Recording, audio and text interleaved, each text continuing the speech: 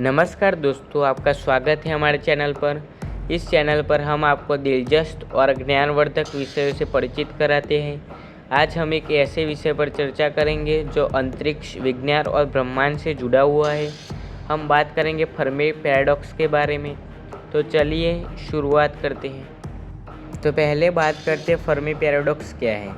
Fermi paradox एक ऐसा रहस्यमय सवाल है जो अंतरिक्ष, विज्ञान और ब्रह्मांडीय जीवन के बारे में हमारे विचारों को चुनौती देता है। इसका नाम महान भौतिक विज्ञानी एरिको फर्मी के नाम पर पड़ा है, जिन्होंने 1950 के दशक में इस पर सवाल उठाया था।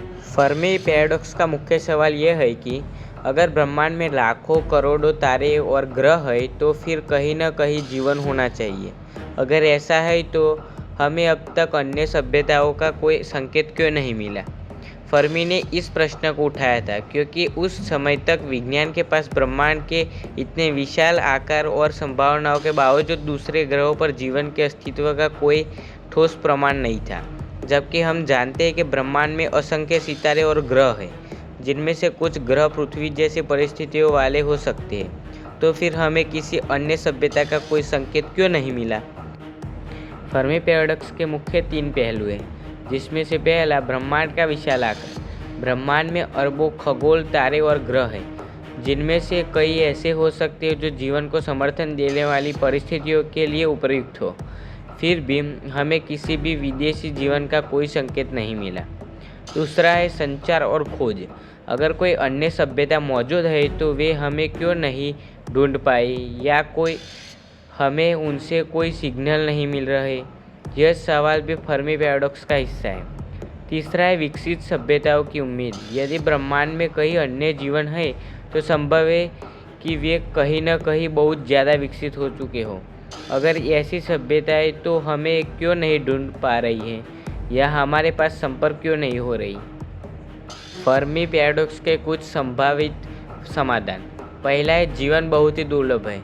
यह हो सकता है कि जीवन का उत्पत्ति बहुत ही दुर्लभ घटना हो और केवल पृथ्वी पर ही जीवन का अस्तित्व है। दूसरा है तकनीकी बाधाएं। हो सकता है कि हमारे पास अन्य सभ्यताओं के संपर्क करने के लिए वह तकनीक न हो, या वे हमारे साथ संपर्क में बनाने में सक्षम न हो।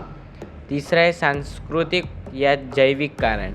शायद विदेशी सभ्यताओं हमसे संपर्क करने की इच्छा शक्ति नहीं रखती, या उनका तरीका पूरी तरह से अलग हो सकता है।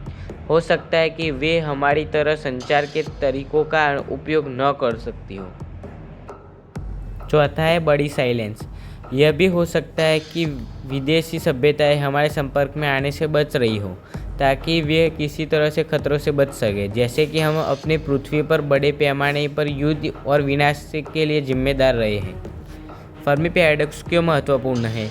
यह पैराडॉक्स हमारे सोचने के तरीकों को बदलने का एक अवसर प्रदान करता है।